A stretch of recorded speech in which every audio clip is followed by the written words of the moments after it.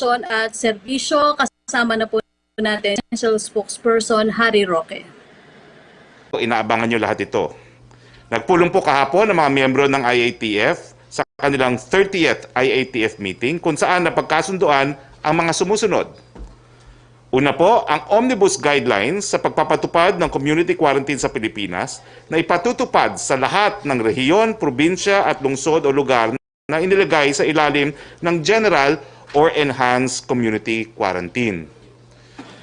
Ang pagsasailalim ng mga sumusunod sa Enhanced Community Quarantine simula Mayo 1, 12:01 in the morning ng umaga hanggang Mayo 15 ng 11:59 ng gabi.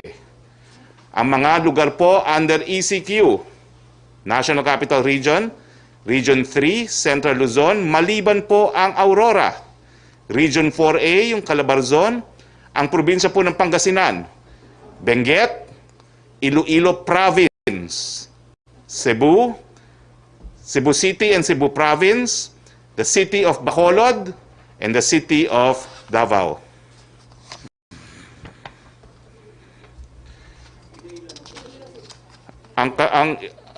Ang Iloilo City po ay kasama rin sa ECQ. Lilinawin po namin, ang Iloilo City ay kasama po sa ECQ. Paumanhin mo, pero talagang base po yan sa dami ng kaso at doon sa kakayahan ng lugar na magbigay ng medical services. Ang grupo po ng 200 overseas Filipinos galing sa Milan, Italy ay bibigyan po ng PCR test pagdating nila dito sa ating bayan. Yung mga magte-test pong negative ay exempted na po sa requirement ng facility-based quarantine at papayagan na pong umuwi sa kanilang mga probinsya. Pero mag-undergo po sila ng 14-day home quarantine.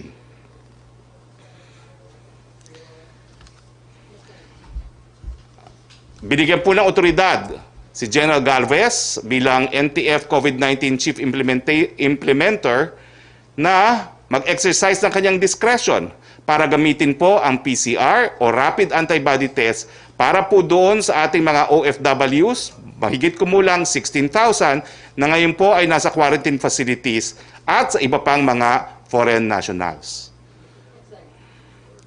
Lahat po ng darating na mga OFWs ay mamamanage po sang-ayon po sa updated algorithm ng triage at management ng repatriated OFWs from high risk or other jurisdiction na i-issue po ng Department of Health and the Bureau of Quarantine. Now, yung paragraph B po ng Interagency Task Force Resolution 29 is hereby amended as follows. Unang-una po, lahat po ng desisyon na mag-impose, mag-lift or mag-extend ng community quarantine sa mga probinsya, highly urbanized cities at mga independent component cities ay desisyon po ng IATF. Ganun pa man, lahat po ng mga gobernador ay meron pong authority na mag-impose, mag-lift, mag-extend ng ECQ sa mga component cities and municipalities, pero kailangan po may concurrence ng relevant regional counterpart body ng IATF. Yung mga mayor naman po ng cities and municipalities ay meron pong kapangyarihan mag-impose, mag-lift, or mag-extend ng ECQ sa mga barangay nila at kinakailangan din po merong concurrence ng relevant regional counterpart body ng IATF.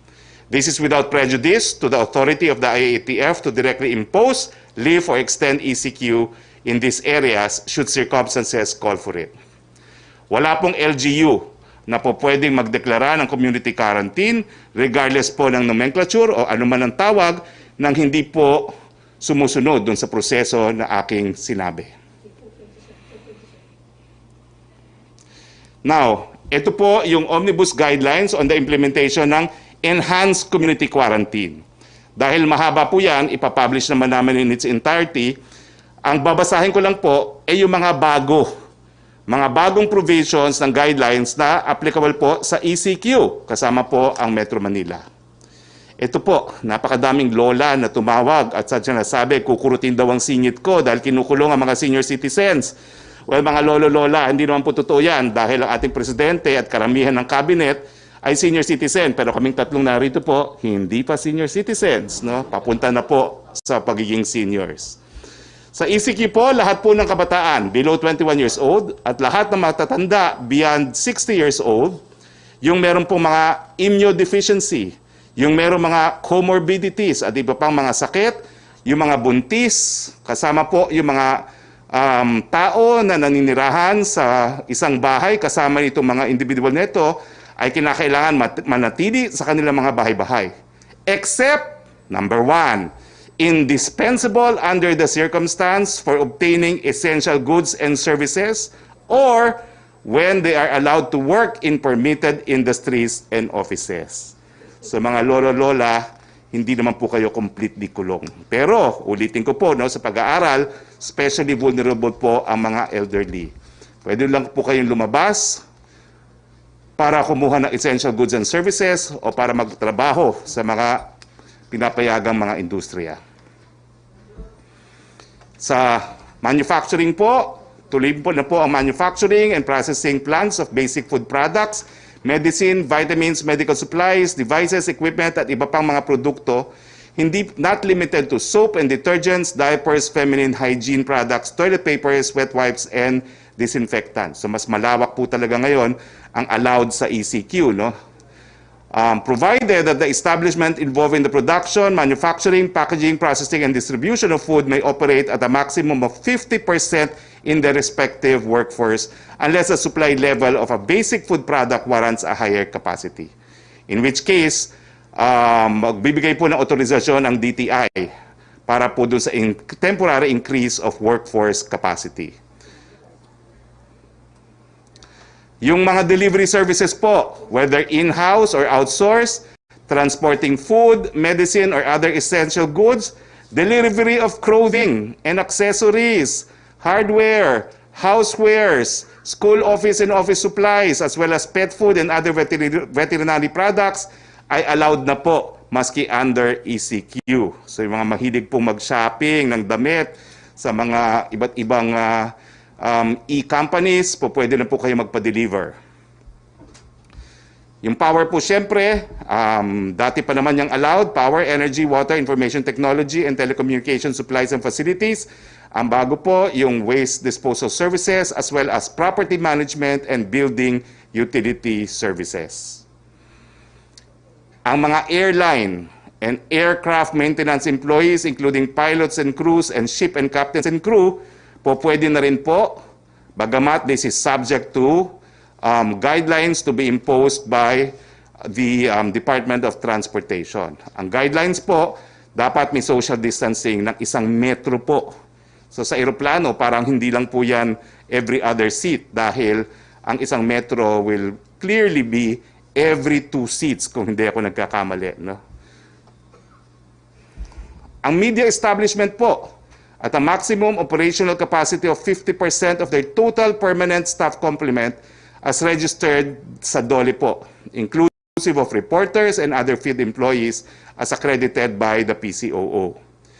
Yung mga construction workers po na accredited ng Department of Public Works and Highways para po doon sa mga ginagawang mga facilities intended for purposes of quarantine and isolation, yung mga facilities for the health sector, emergency works, flood control, and other disaster risk reduction and rehabilitation work. Yung mga manufacturing companies and suppliers ng equipment or products necessary to perform construction work.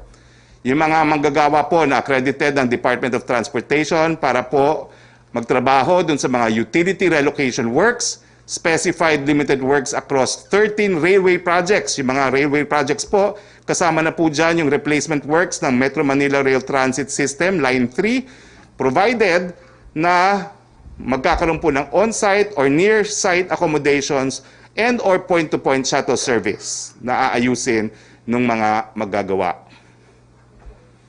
Yung employees po ng Philippine Postal Corporation at the capacity necessary to maintain yung prompt delivery ng mga serbisyo sa mga kliyente, yung mga empleyado po ng Philippine Statistics Authority at the capacity necessary to conduct data gathering and survey activities related to COVID-19, and yung pag-register po at implement ng National ID System, At syempre po, yung mga funeral and embalming services, provided that yung funeral service and operators are directed to provide shuttling services and or housing accommodations para sa kanilang personnel and staff.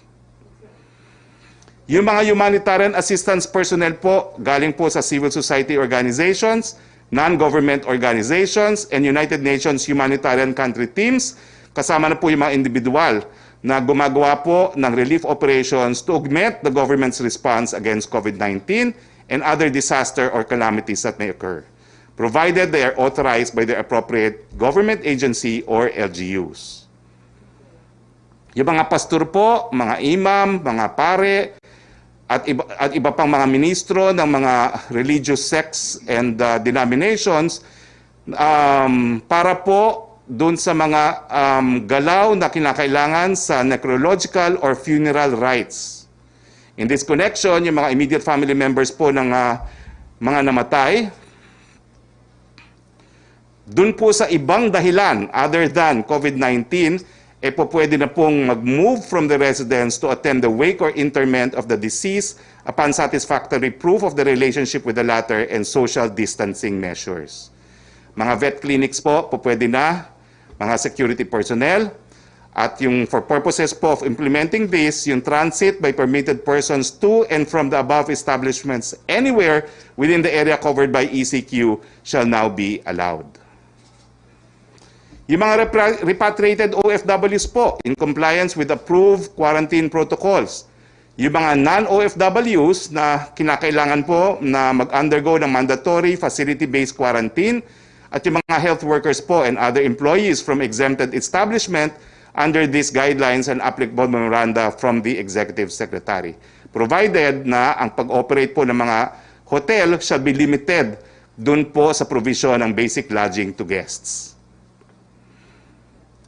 Yung mga regulatory agencies po na merong jurisdiction sa mga permitted establishments or persons ay po pwede pong mag-issue ng official IATF accreditation IDs. Bona fide IDs po na issued by establishments exempted from the strict home quarantine requirement shall likewise be honored by law enforcement agencies. Yung rapid pass system po ay complementary dun sa mga existing IATF IDs na na-issue na ng mga member organizations na patuloy po na dapat i-honor sa lahat ng checkpoints. Sa mga checkpoints, rapid pass pwede, dating IATF IDs pwede. Yung enrollment po para sa rapid pass ay voluntaryo at will cover yung mga qualified private sector entities or persons. The movement of cargo vehicles shall be unhampered. Tuloy-tuloy pa rin po ang mga cargo natin sa mga checkpoints. Cargo vehicles as well as vehicles used by public utility companies, BPOs, and export-oriented establishments shall not be subject to an ID system. Yung PNP po ay patuloy na magkakaroon ng otoridad para mag-conduct ng inspeksyon sa mga checkpoints para po masiguro ang pagpapatupad ng protocols sa strict home quarantines. Ang mga government offices and private companies are encouraged to process payroll online po. Doon sa mga hindi po pwedeng magkaroon ng online, yung mga payroll managers at yung ibang empleyado na kinakailangan gumawa ng payroll ay papayagan pong bumiyahe at mag-operate habang covered ng ECQ. Yung ibang section pa po sa home quarantine requirements through previous IATF resolutions or issuances of the Office of the President shall continue to be honored. Ito naman po ang guidelines para sa general community quarantine. Mas mahaba po ito. Ulitin ko po, ang binasa ko lang kanina na guidelines for ECQ ay yung mga bago. As is, where is, plus yung binasa ko kanina lang po. Ito naman po ang guidelines para sa GCQ. Kinakailangan po may minimum public health standards. Ibig sabihin, social distancing, pagsusuot ng face mask, at siyempre yung mandatory check ng temperature at paggamit po ng alcohol at iba pang mga sanitizers. Ang movement po ng lahat ng tao sa areas na nasa ilalim ng GCQ shall be limited to accessing essential goods and services, and for work in the offices or industries permitted to operate dito po sa guidelines nito. Ibig sabihin, yung mga biyahe para po sa leisure, yung mga bakasyon, hindi pa rin po yan pinapayagan. Eto po, ulitin ko po wag na pong magrevolusyon ng mga lolo at lola dahil ang presidente natin ay senior din. Lahat po ng kabataan, younger than 21 years old, at lahat po ng mga seniors in excess of 60, yung mga merong immunodeficiency, yung mga merong comorbidities at iba pang health risk, ang mga buntis, at lahat po ng mga kasama nila sa bahay ay kinakailangan manatili sa kanilang mga bahay, except, number 1, when indispensable under the circumstances for obtaining essential goods and services, and number 2, for work in permitted industries and offices. Napakadami pong nag-text sa akin na paano daw sila magtatrabaho, the most productive period in life daw is 60 to 70. Hindi po kayo pinipigilan. Basta allowed na yung inyong trabaho, pwede po kayong magtrabaho mga seniors. Work in government offices may be at full operational capacity. Balik trabaho na po ang mga government offices, local and national. Kailangan merong social distances at saka kung po pwede po magkaroon ng alternative work arrangements as agencies may deem proper in accordance with the relevant rules and regulations issued by the Civil Service Commission. Ito naman po yung mga sektor na pinapayagan ng mag-operate. Ito po dati na. Agriculture, fishery, forestry, food manufacturing, food supply chain, including food resale establishments such as supermarket, grocery stores, food preparation establishments insofar as takeouts and delivery services, food delivery services, health-related establishment, logistical sector, information technology, and telecoms companies, the media, lahat po yan, full operational capacity. Category 1. Dati na rin po ito na in-announce ng DTI, Category 2 industries, mining and other manufacturing export-oriented and electronic commerce companies, as well as delivery, repair and maintenance, and housing and office services at anywhere between 50% up to full operational capacity and without prejudice to work from home and other alternative work arrangements. Category 3, yung mga financial services po, BPOs, legal and accounting, and auditing services, professional, scientific, technical, and other non-leisure services, and other non-leisure wholesale and retail establishments at a maximum of 50% work on-site arrangement and without prejudice to work from home and other alternative work arrangements. Specific industries under each categories po are reflected in a separate document to be issued by the DTI. Meron pong limited operation ng mga malls and shopping centers. Pero hindi pa rin po pinapayagan yung mga leisure establishments and services. Mananatili pong sarado yung mga yan. Provided na itong mga malls po and services allowed in the malls shall be allowed to operate in malls and shopping centers at a capacity consistent with item 5 of this section. Ibig sabihin, at a capacity na dapat po merong social distancing and complying with minimum health requirements. Provided further po na, ganoon na naman po, ang mga kabataan below 21 years old, hindi po pwedeng pumasok ng malls.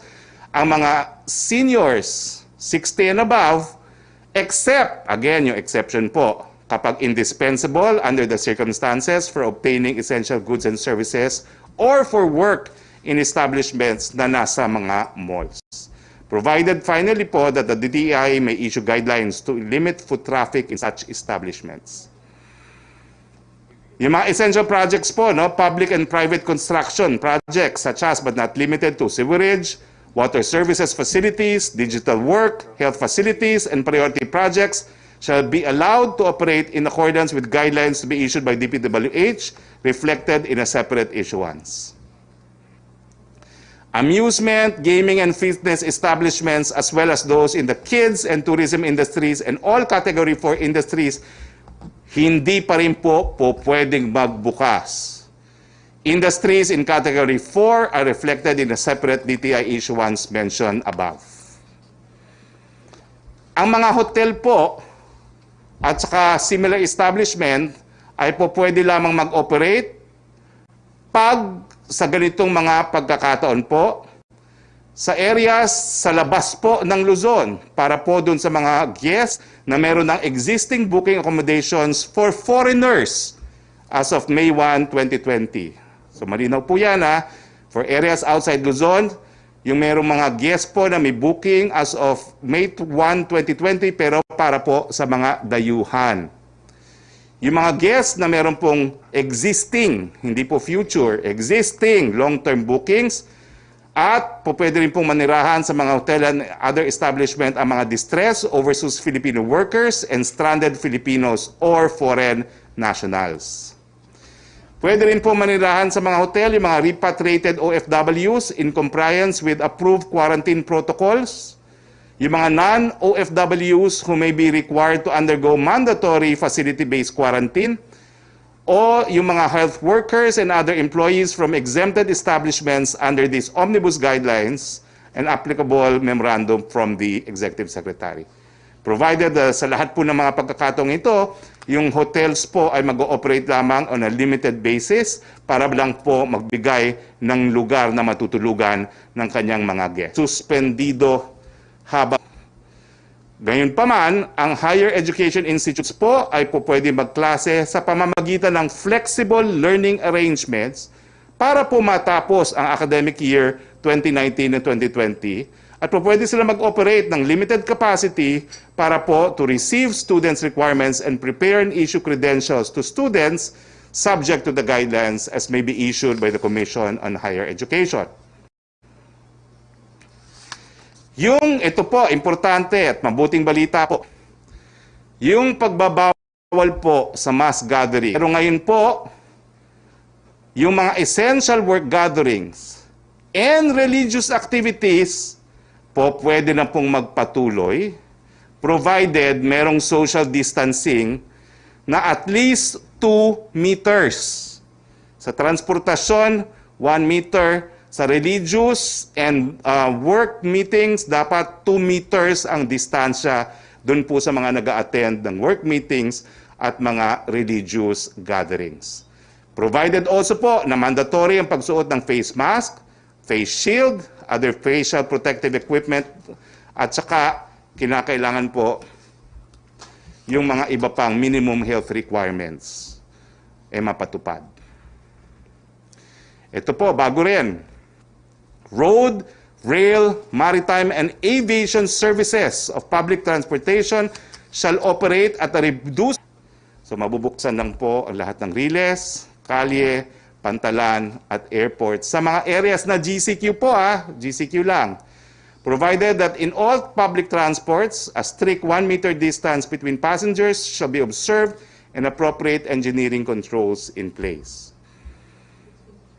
Okay, paano naman yung mga mamamayan natin na magbabiyahe between ECQ and GCQ? Ang general rule, bawal. Okay?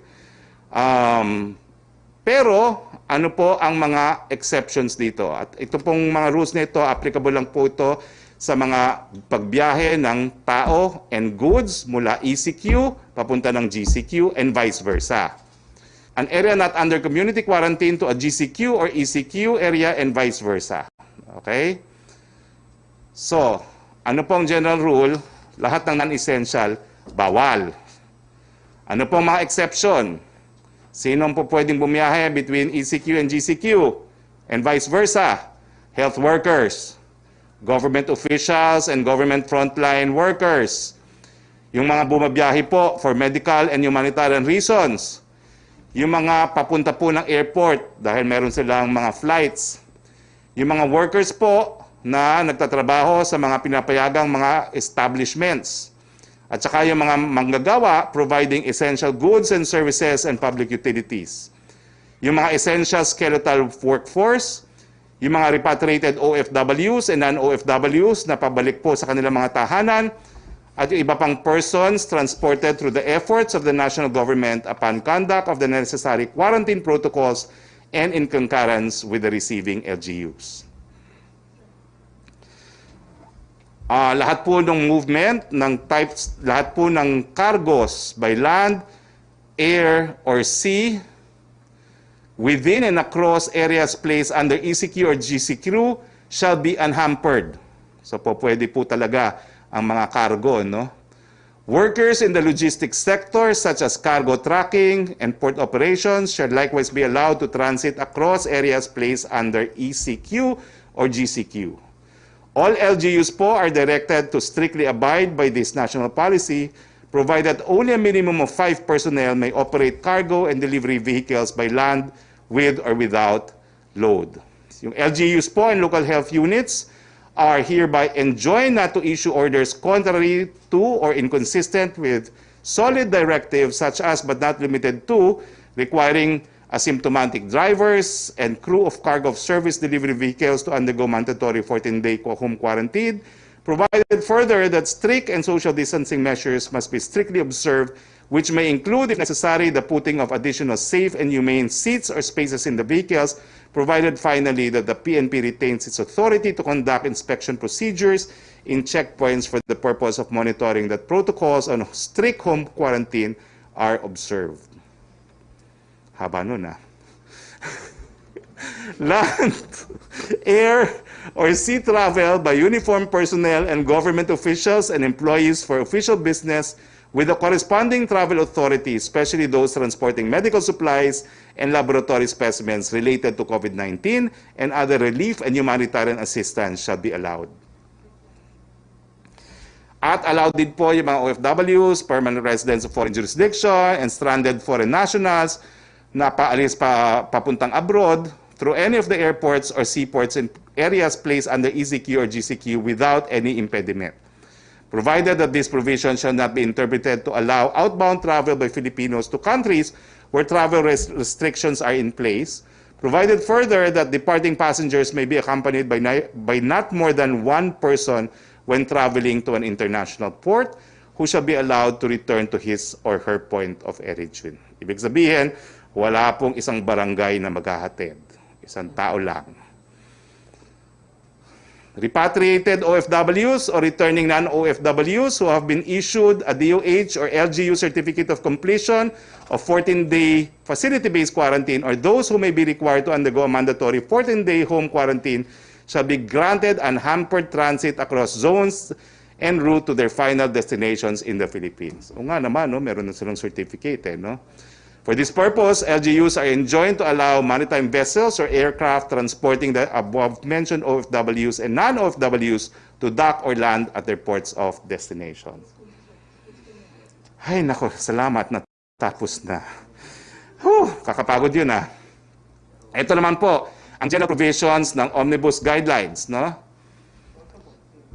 LGUs are enjoined to enact necessary ordinances to enforce curfew by non-workers in jurisdiction placed under GCQ and to penalize in a fair and humane manner violations of the restrictions of the movement of people as provided under these Omnibus Guidelines. Ibig sabihin, pwede pa rin po mag-curfew, depende po sa LGU, sa kanilang ipapasang mga ordinansa.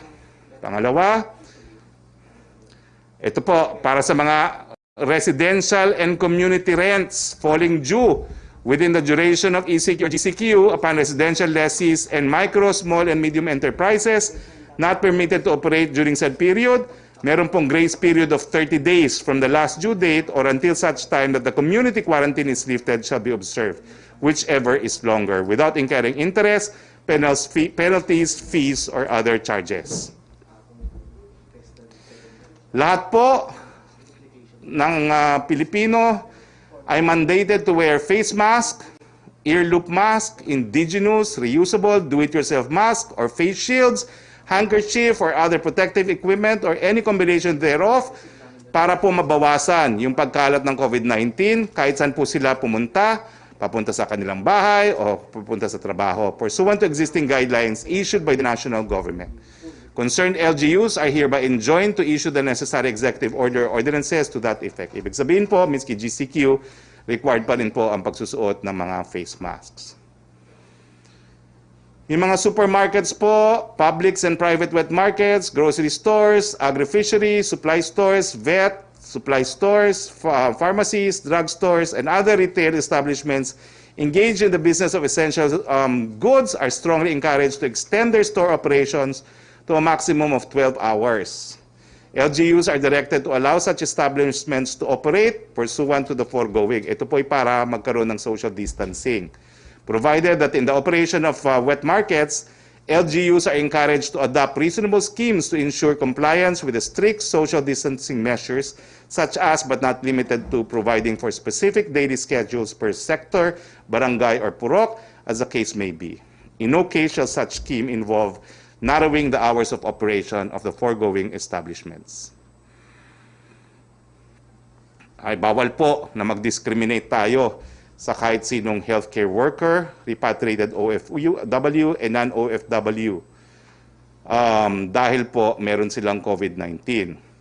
Whether confirmed, recovered, or undergoing treatment, as well as suspect and probable cases, and persons under monitoring are denounced in the strongest terms possible. No?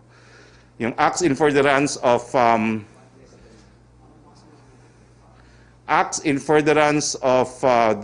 discrimination, such as but not limited to coercion, libel, slander, physical injuries, and dishonor of contractual obligations, such as contracts of lease or employment, shall be dealt with criminally, civilly, and/or administratively. LGUs are enjoined to issue the necessary executive orders and/or enact ordinances prohibiting and penalizing these discriminatory acts. Okay, meron po ditong request para po doon sa, mamaya ko naman po i-explain na yan. No? Tapusin muna natin ito. Updates po sa Social Amelioration Program. Pababayaan ko na po ang ating mga bisita ngayon dahil pagod na ako. Pababayaan ko na po ang ating bisita, ang kagalang-galang po na Secretary ng Social Work and Development, at saka ang Secretary Bautista, at saka ang Secretary po ng DILG para magbigay ng update sa Social Amelioration Program. Okay, diretso na po tayo sa mga katanungan. Okay? Questions from the media? Kasi itong Social Amelioration Program, kung di po ako magkakamali, yung second tranche, pag-uusapan pa po bukas. No?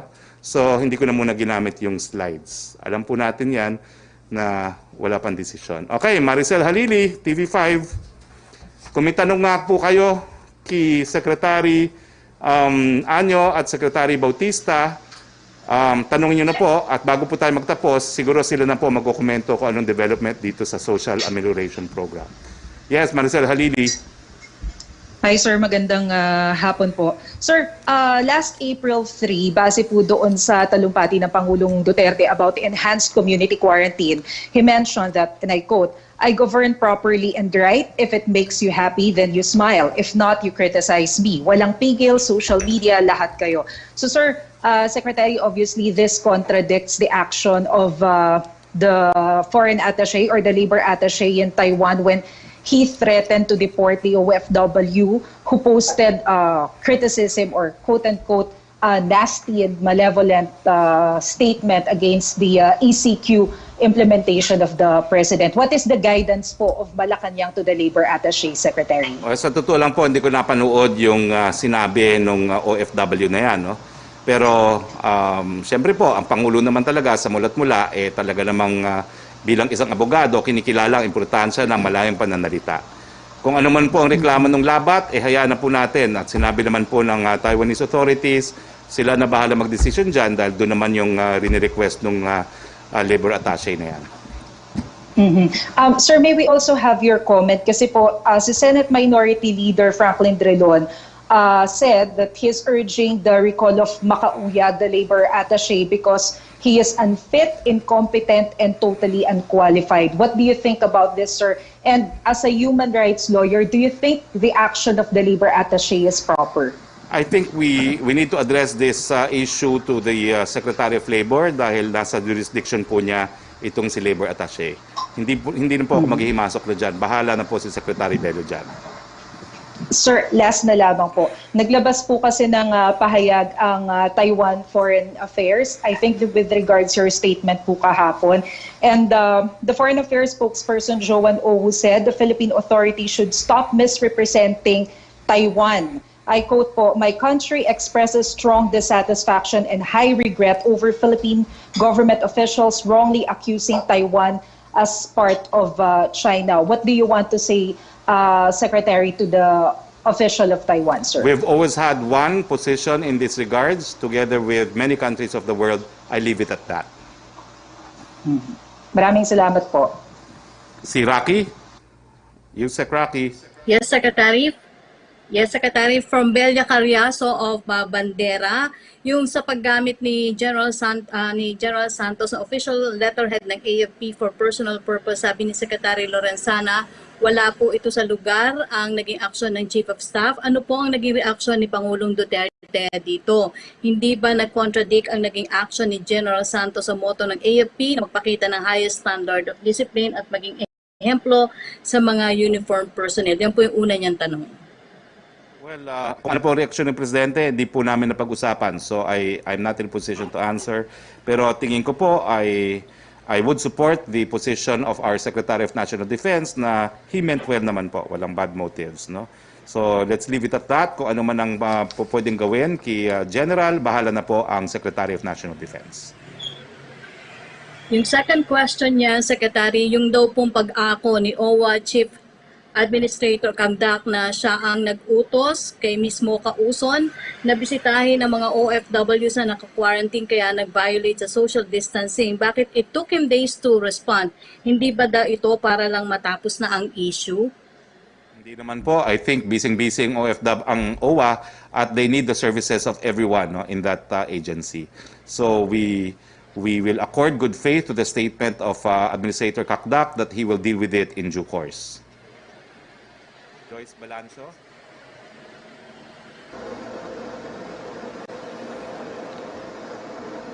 Okay, wala pa si Joyce Balancho. Joyce? Yes, Secretary. Yes, go ahead. Yes, Secretary. Just to clarify everything, lahat po ng binasa ninyo, including yung places and the list of industries, all of these are final na po or kailangan pa po ng approving authority ni Pangulong Duterte? I checked po, no, and it's been approved by the President. This is a final report and it's been approved and the signed document will be issued in due course. Opo. Apo. Secretary, dun sa public transportation lang, you mentioned may mga konting modes na tayo ng transportation na po pwede. I just want to be specific lang po. Like for example, kung po pwede na po ang jeep and bus, how do we ensure yung physical distancing ng mga pasahero po? Can I direct the question to Secretary Anyo? Regarding sa transportation, sa under DCQ ay allow ng ibang public and mass transportation provided merong 1 meter distancing at saka meron pang mga additional preventive measures. No? Dapat like for example thermal scanning bago sasakay at saka meron din siyang mga hand sanitation. Now, yung jeepney ay hindi pa yan pinapayagan sapagkat makikita ninyo yung configuration ng jeepney, magkakaharap yung tao dyan. Kapag lumabas yung isang pasahero dyan, mabubugahan niya lahat ng dadaanan niya. So yung mga PUBs, taxis, may guidelines na rin ng DOTR dyan. So ilalabas naman ng DOTR yung lahat ng guidelines niya. Secretary, for example sa bus, meron ba kayong ilalagay na may mga seats na hindi pwedeng upuan just to be sure lang po na masusunod yung physical distancing inside the public transportation itself? Yes, normally 50% lang ang maka-accommodate sa capacity niya. Kung 50 ang kanyang capacity, 25 lang ang makakasakay doon.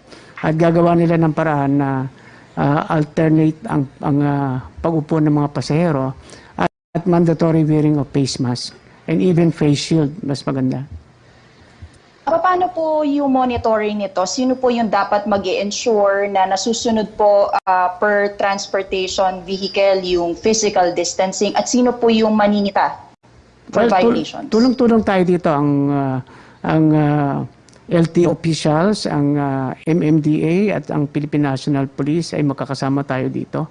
Mayroon naman tayong IAC Task Force, gumagana naman yan. So, tulungan lang kami rito para sigurado na maipatupad itong physical distancing. Siguro recognize... So, thank you. That's 3 questions already. Sir, one last na po for me. Sir, Metro Manila mayors po ay sumulat po sila. They're requesting for an extension for the deadline of yung subsidy from SAP. papayagan po ba natin ito? Kasi marami po silang valid reasons naman po ba't hindi nila nahabol yung deadline. Yes, pinag-aralan namin ni Secretary Rolly Bautista yung situation ng Metro Manila at iba pang mga lugar na may high density population ng mga urban poor families. At nakita namin na valid naman yung kanilang reasons kasi kaya naman nilang i-distribute yan talaga sa takdang oras. Pero mababiolate yung physical at social distancing. So, baliwala din yun. Natipid din natin yung purpose na huwag mag-spread yung virus. So, we're thinking of granting extension to these LGUs, no? Particularly the National Capital Region, the provinces of Cavite, Rizal, Laguna, Bulacan, Cebu City, and Davao City. So we'll be providing them 7 days extension. And for other LGUs na may problema, 4 days extension. And they have to liquidate immediately para ma-prepare yung second tranche. No? Kahit nag-partial liquidation para tuloy-tuloy, pag once ma-full liquidation na sila, may basis na ngayon yung ating DSWD para ilabas yung kanilang second tranche. Of course, may validation silang gagawin dun sa liquidation. So, ito ay pagkilala sa mga LGUs natin na nakita naman natin nagtatrabaho. No? Pero physically and mathematically really very impossible na magawa yung pag-distribute sa dami ng pamilya ng kanilang nasasakupan. Siguro bago yung next question, si Secretary Bautista for the update on the Social Amelioration Program. Yeah, maraming salamat, Secretary. As of April 29, ang DSWD ay nakapamahagi na ng 80.8 billion na pondo sa 1,515 na LGUs sa buong bansa. Ibig po natin sabihin na 98.8% ng budget na itinalaga para sa Social Amelioration Program implementation ay naibaba na sa lokal na pamahalaan. Ang mga LGUs ay naipamahagi na ang ayuda sa humigit 5.7 million low-income, non-pantawid pamilya Pilipino program families na nagkakahalaga ng 33.3 billion. Sa ngayon, 104 LGUs na po out of 1,632 ang naka 100% payout. Karagdagan dito ay mahigit 16.3 billion na ang naipabot sa 3.7 million for-piece beneficiaries na cash card holders sa buong bansa at 36.4 million para sa 7,874 for-piece beneficiaries na walang cash card accounts. Mahigit 323.3 million na rin ang naibahagi sa higit 40,418 na transport network vehicle service at public utility vehicles drivers sa NCR. Sa pangkahalatan, umabot na sa 50 billion ang naipahatid sa humigit 9.4 million benepisyaryo ng Social Amelioration Program for the first tranche ng pondo na ibinaba sa DSWD. Okay, Roque? Opo, Secretary from Chris Jose of Remate, meron po siyang 3 tanong. Tomorrow daw po ay Labor Day na, nananawagan po yung mga manggagawa na income guaranteed sa pamahalaan at dagdagan po ang pondo para sa cash assistance ng DOLE para daw po mas marami mabigyan ng ayuda dahil nga po sa COVID-19. Ito daw po ang naniniwala daw kasing labor group na marami pang mapagkukuhanan ng pondo para sa mga manggagawa. Ito daw po yung magandang regalo na may bibigay sa kanila ng pamahalaan ngayong Labor Day. Ay, mag-unveil po tayo ng recovery plan para nga po sa ating mga manggagawa. It will be announced sa May 1 po. Reaction daw po na may ikinakasaring online protest ang mga manggagawa sa May 1st para po ipanawagan at ipahayag ang kanilang hinaing sa gitna po ng health crisis. Well, siyempre po, no, re-remind ko lang po, under ECQ, bawal po ang physical gathering, no? So pwede naman po kayo magprotesta online kung ninanais nyo. wag lang natin lalabagin yung ECQ dahil mas malaking bantayan sa kalusugan. No? Hinahayaan naman po natin na magsalita at ilabas ang hinaing ng ating mga uring manggagawa. Bagamat nakikita nyo naman po sa panahon ng pagsubok ng COVID-19, napakadaming programa po na linabas ng DOLE para sa manggagawa. At hindi lang po DOLE yan, no? Nandiyan na nga po yung SAP na nakikinabang ang mga manggagawa at saka yung Salary Subsidy Program for Small and Medium Enterprises. Yung last question ni Chris, umapila po si Senator Joel Villanueva na dagdagan ng pondo ng Emergency Employment Programs ng DOLE katulad po ng CAMP at TUPAD. Ang hirit po kasi daw ng DOLE ay 7.8 billion para ipatupad ang Emergency Employment Program. Pero 4 billion lang daw po inaprubahan ng pamahalaan para sa 2.3 million na manggagawa na naapektuhan ng lockdown. Well, meron yung programa nga po natin na Salary Subsidy Program, 51 billion po yan. No? At intended po yan para magpatuloy dahil naubos na nga at natigil na yung programa ng DOLE. So that's 51 billion pesos for workers po ng small and medium enterprises. Titignan po natin kung po pwede pang additional ayuda para sa ating mga manggagawa, pero limitado rin po ang pantao ng budget. Trish? Good afternoon, Secretaries. Sir, my question is a follow-up dun po sa social amelioration program. So dahil meron pong delays dun sa distribution ng first tranche or dahil dun sa problems, what are the, ibig sabihin po, ma-delay na rin po yung distribution ng second. When's the earliest possible date of distribution for the second tranche po? Secretary Bautista po ang sasagot. Maraming po salamat sa inyong katanungan. Actually po, meron po talagang implikasyon kapag ang SAP for first tranche ay hindi maibibigay. Unang-una, siyempre, yung pangangailangan ng mga dapat makatanggap noon, target beneficiary, ay hindi natutugunan dahil wala silang ayuda o pambayad sa mga kanilang pangangailangan. Ang pangalawa dito ay kapag dinidelay ng ating pong mga LGU ang pagbibigay ng kanilang liquidation, ay ang magiging proseso po doon, pag sinabit po nila ang dokumento after their last payout, ay sa proseso po ng DSWD ay magkakaroon din po kami ng time, araw para i-validate ang mga dokumentong kanilang isasubmit. Ito po yung pagkakataon na kailangan maging stricto tayo sa validation dahil iniiwasan po natin dito yung sinasabi nating duplication, at the same time yung baka mayroong mga ineligible na naisama na nabayaran. So kung pag suma total nun, kung kami yung sa aming guidelines na within 15 days mabalidate namin yan, ang mangyayari is ganun din, may bibigay namin ang second tranche after the 15 days validation. Pero hindi ko sila sabi na ang pagbabalidate namin will take 15 days. Kaya ngayon, pumayag na ako na yung sinasabi ng ating mga local government unit na kahit na hindi pa tapos ang full payout, ay uunahin na nila magbigay ng dokumento, i-liquidate yung kanilang mga nabayaran.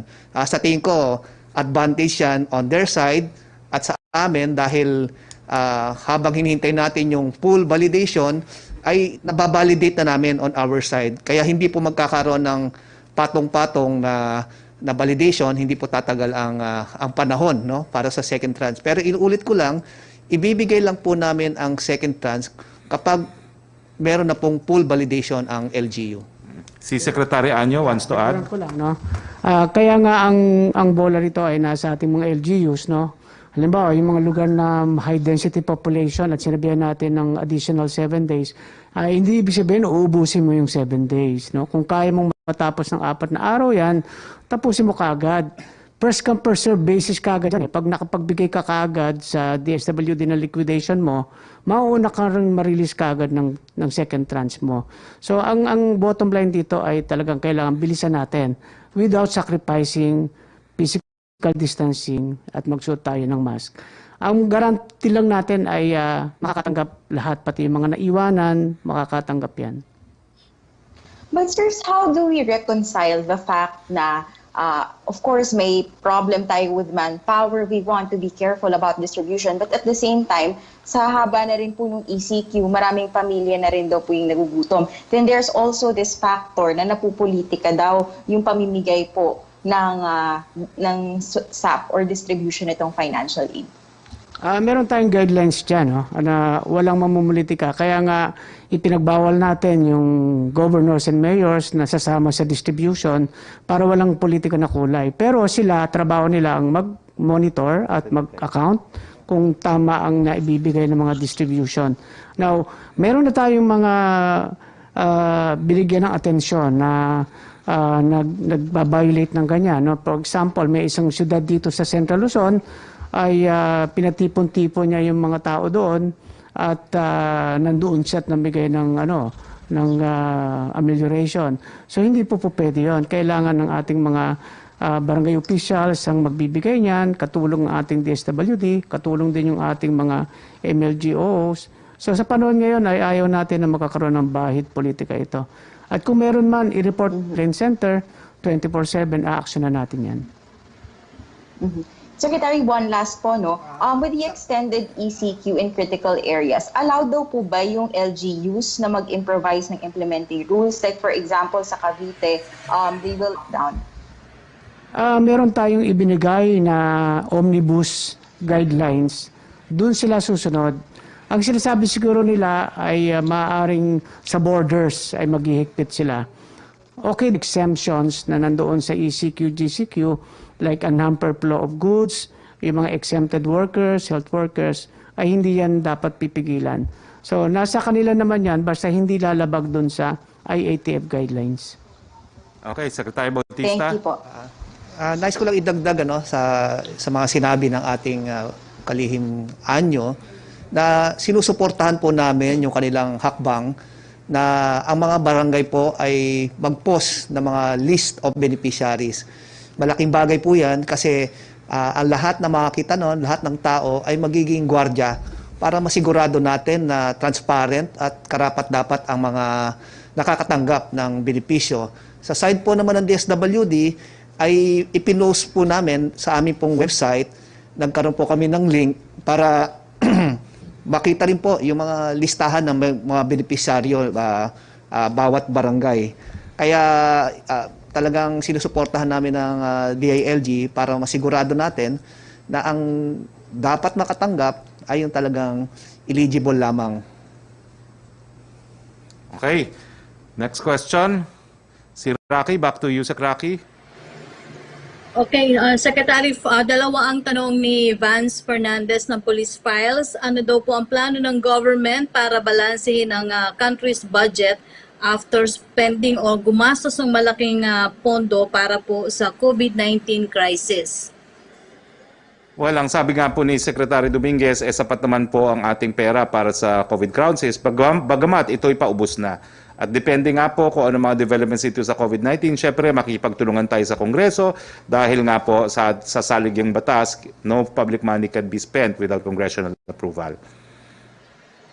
Opo, ang second yung tanong, kung kinikonsider ni President Duterte at ng Defense Department yung dagdag deployment po ng ng AFP troops para po laban sa terror groups kasi tila daw po sinasamantala yung nangyayaring COVID-19 crisis sa mga isinasagawang mga pag-atake. Well, inaasahan po natin yung mga gawaing bandido gaya ganyan. Ang ina-assure lang po ng ating kalihim ng National Defense ay meron po talagang mga sundalo na naka-assign para habulin ng mga bandido at meron talagang mga sundalo na naka-assign para tumulong dito sa relief efforts ng COVID-19. Si Joseph Morong. Joseph. Sige, since wala pa si Joseph, siguro, yan na pala si Joseph. Go. Hi, sir? Yes, go ahead. Yeah. Sir, okay, just a couple of questions. First, no, sa GCQ, you mentioned allowed na yung mga mass gatherings like religious activities and also weddings? Si Secretary Anyo. Ang mass gatherings ay prohibited pa rin except yung tinatawag natin na yung relevant activities like in line of work at saka religious activities like mass, provided meron silang 2 meters this physical distancing, wearing of face mask or face shield, and of course nandun pa rin yung ating tinatawag na thermal scanning at saka hand sanitation. So nasa atin po mga religious leaders na kung paano ito ipapatupad. May mga gumagawa naman ito before, like for example, yung Iglesia ni Cristo, yung isang serbisyo nila, ginawa nilang 3 para 1/3, 1/3, 1/3. So masatisfy nila yung 2 meters distance between worshippers. So yun ay under GCQ. Okay. Sir, when we say mass gatherings, ilang tao ba ito before we can consider it as a mass gathering?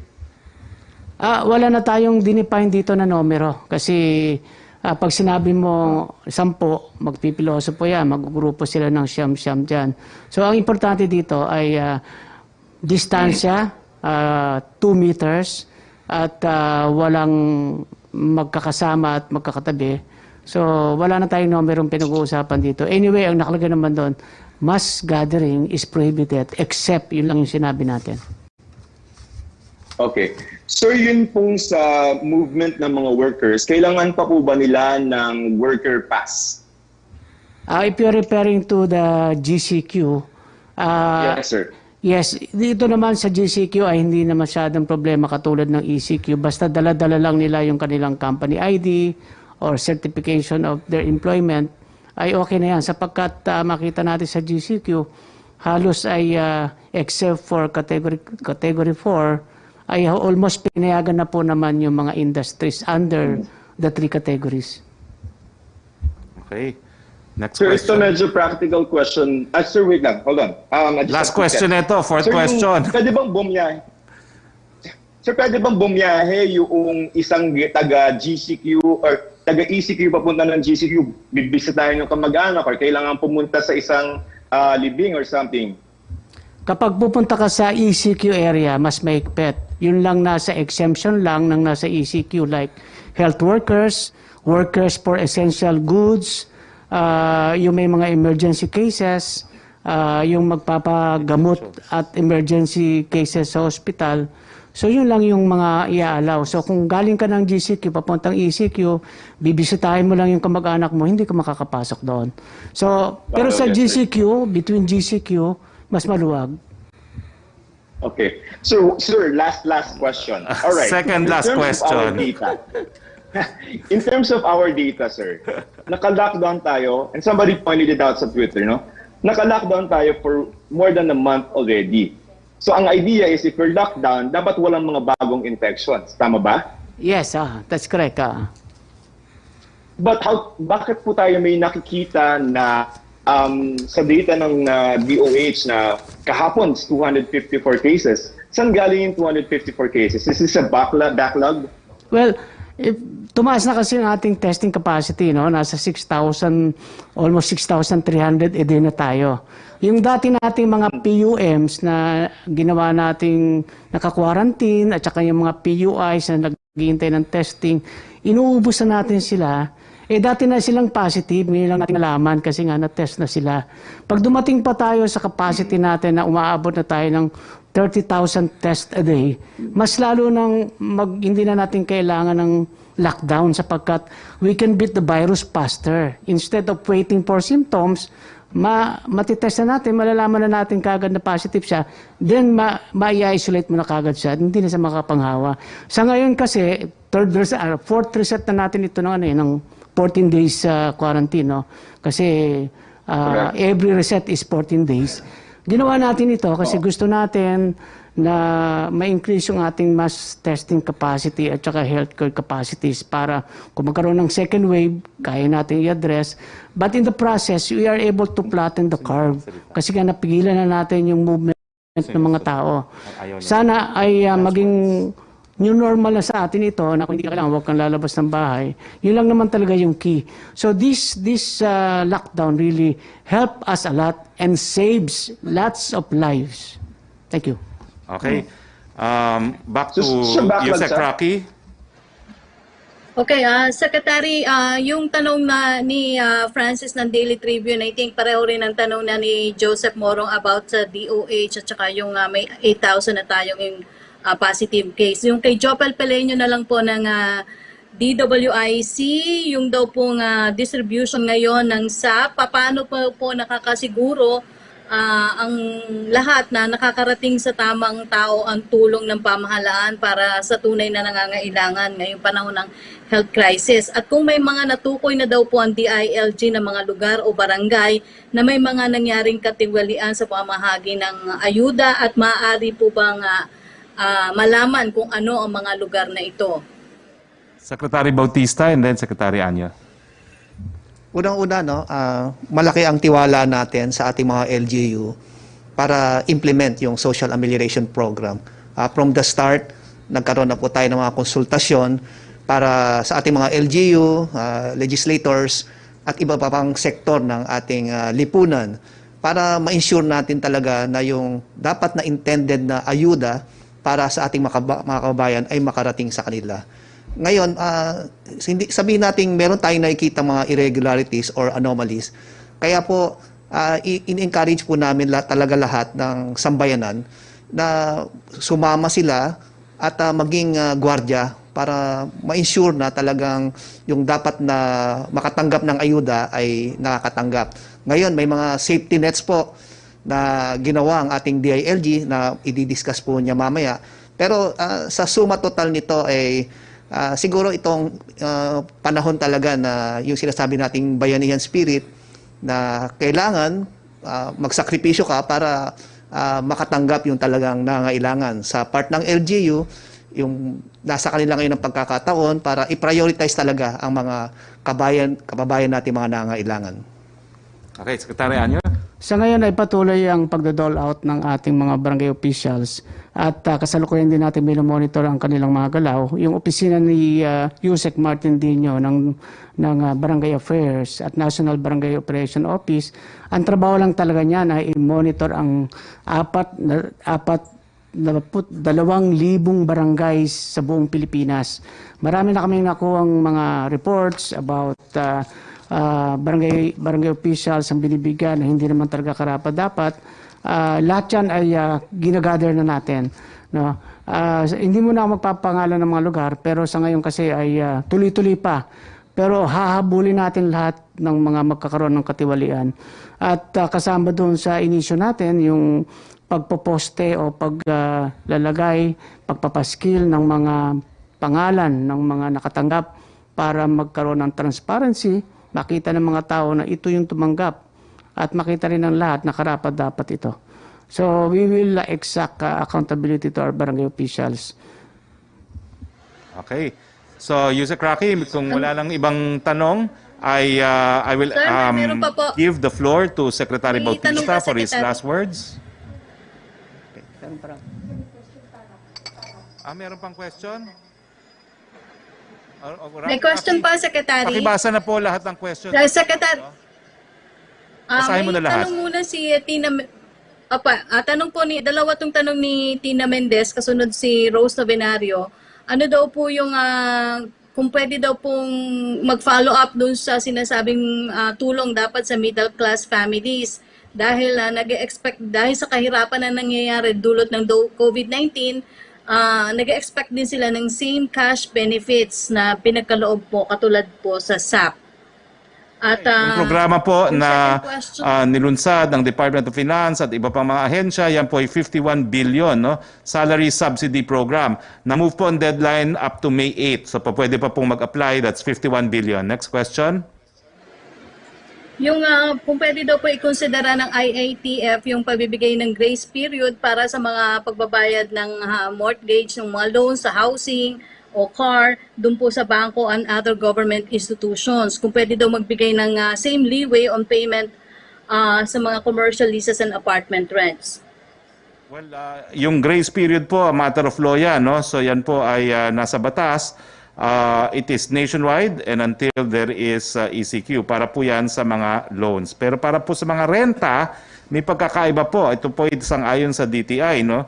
Yung grace period po na 30 days applies to business rents, and this applies also for the period under GCQ. So ECQ and GCQ, yung mga upa ng mga nagnenegosyo, applicable pa rin po yung grace period. Pero sa residential po, yung grace period para sa renta ay para lamang po sa areas na ECQ.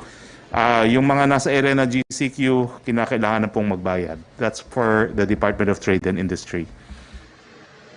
Okay, may tanong po si Rose Tovenario, nakasunod si Raymond Tinasa. Si Rose ng Hataw, paano daw po yung transient dito sa Metro Manila inabot ng lockdown dahil nagpa-chemo at radiation therapy pero taga Palawan. Tapos na daw po yung medical procedures na ginawa sa kanya at nais na umuwi sa probinsya para makapagpahinga ng lubos sa kanilang bahay sa Palawan na nasa GCQ. Na ililikas ba ng gobyerno ang mga Pinoy galing sa ibang bansa, pwede po pang gawin ito sa Pilipinas? Okay, Secretary Anyo? Yes, yung mga ganyang cases pwede natin i-accommodate at isabay sa mga sweeper flights, no? Makipag-ugnayan lang sa DILG o kaya ay dito sa ating, ang mga nag-a-arrange kasi ng sweeper flights natin ay ang Department of Tourism kay Secretary Berno Puyat. So pwedeng makipag-ugnayan lang doon. At kung kailan yung schedule na sweeper flights going to Palawan ay i-accommodate natin. Ulitin ko nga pala po, no, bukod pa dyan ay yung mga estudyanteng stranded po sa Maynila dahil matagal na po pagbubukas ng pasok, no, pwede po kayo makipag-ugnayan sa DOT dahil lahat po ng estudyante galing sa Maynila papunta ng probinsya ay bibigyan po ng tulong. Next question. From Raymond Tinasa, ano daw po ang comment nyo sa information regarding apparent lack of coordination with IATF or the sub-agency in charge? Doon daw po sa arrival ng mga seafarers in Bacolod City. They were sent to an unfinished low-cost housing project in town of Ibi o Magalona, where the facilities appears to be wanting from the minimum quarantine accommodation. Sinabi daw po ito, according to Governor Eugenio Bong Lacson ng Negros Occidental, na there was no direct coordination by the OWA with his office on the returning seafarers.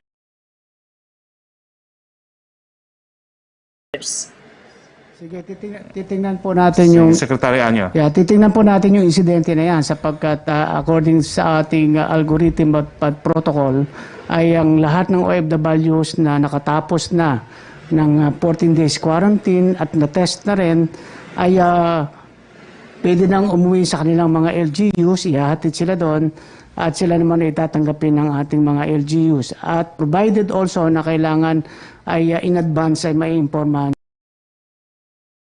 yung ating mga LGUs.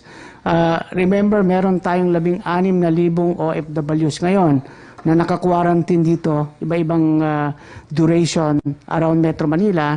Kapag natatapos na yan, ay ihatid natin sila. Sa ating mga local government units naman, natatanggap sa ating mga OFWs, ang mga ito ay nag-undergo na ng 14 days quarantine.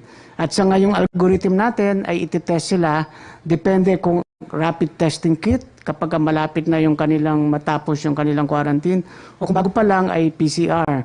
So pagdating po ninyo ng mga OFW sa inyong lugar, okay na po yan. Kung i-require pa ninyo ng quarantine, home quarantine ay okay din. Kung gusto naman ninyo ay 14 days quarantine sa inyong facility, nasa sa inyo din yan. Pero we will guarantee na ano na talaga yan, safe na talaga yan. No?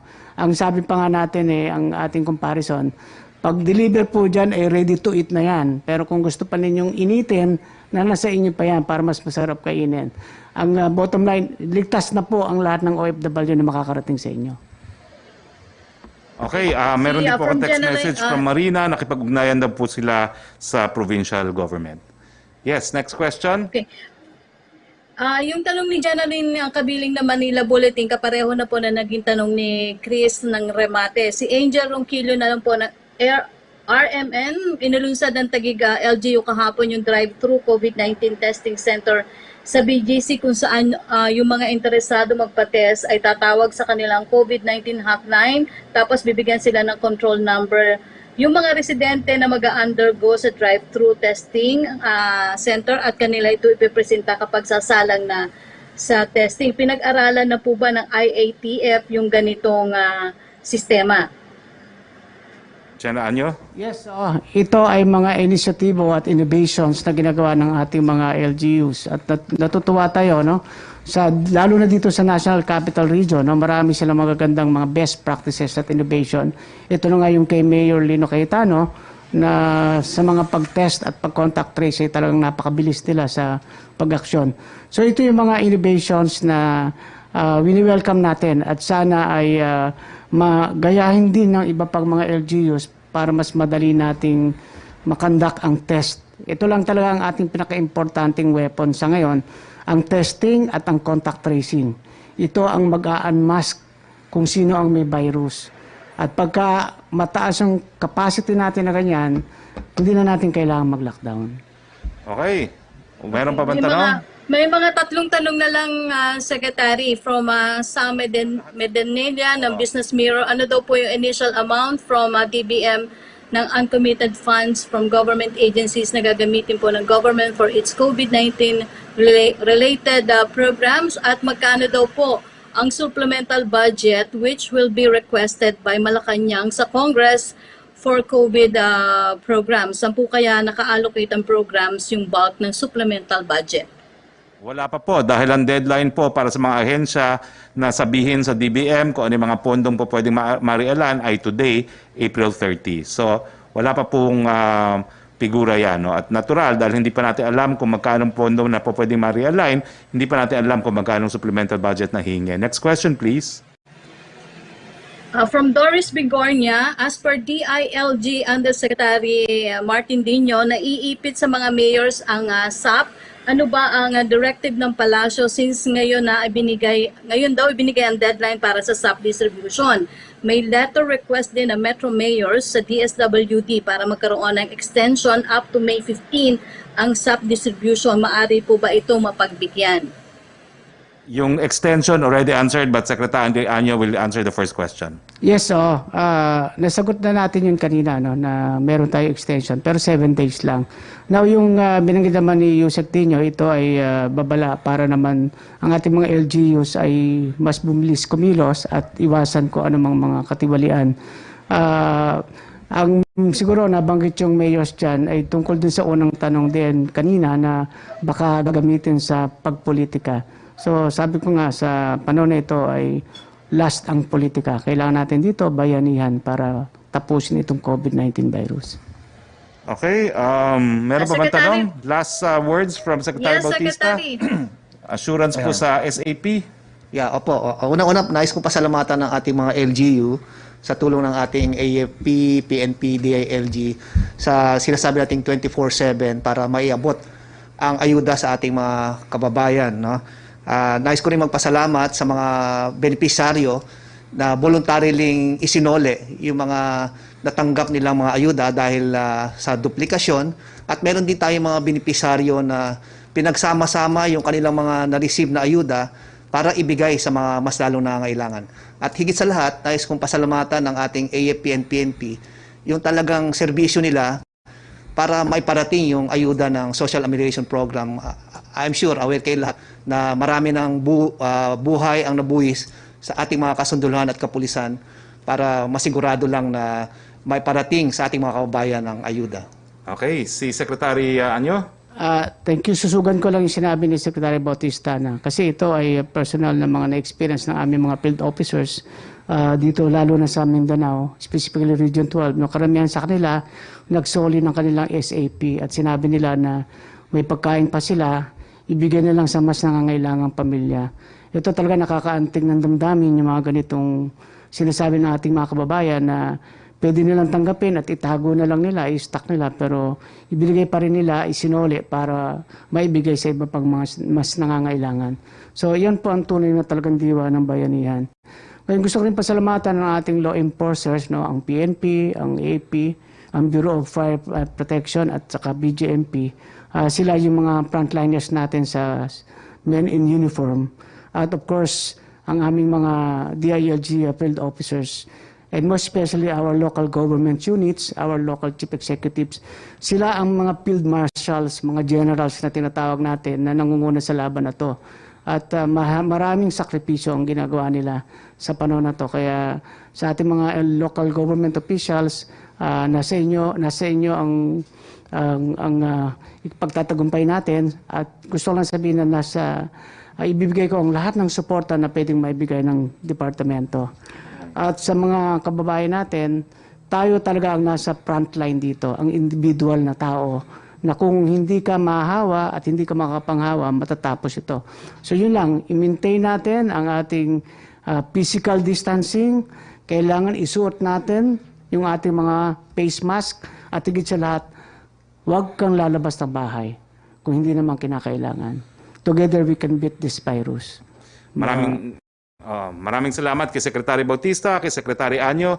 Alam niyo po, binabuti naming imbitahan sila ngayon dahil alam namin na importante po itong usaping SAP, at ang kanilang mga departamento po ang nasa gitna, harapan ng pagbibigay ng SAP. Ang mensahe lang po ng Presidente, naintindihan po namin ang hirap ng buhay under ECQ, at lahat naman po ay gagawin natin para makaabot sa inyo sa lalong mabilis na panahon ang ayuda na galing sa inyong gobyerno.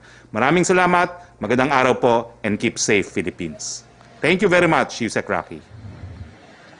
Okay, maraming salamat Presidential Spokesperson Harry Roque. Maraming salamat din sa Malacanang Press Corps. Sa ngalan po ng RTVM People's Television Network, ako po si Roque Ignacio. Salamat po.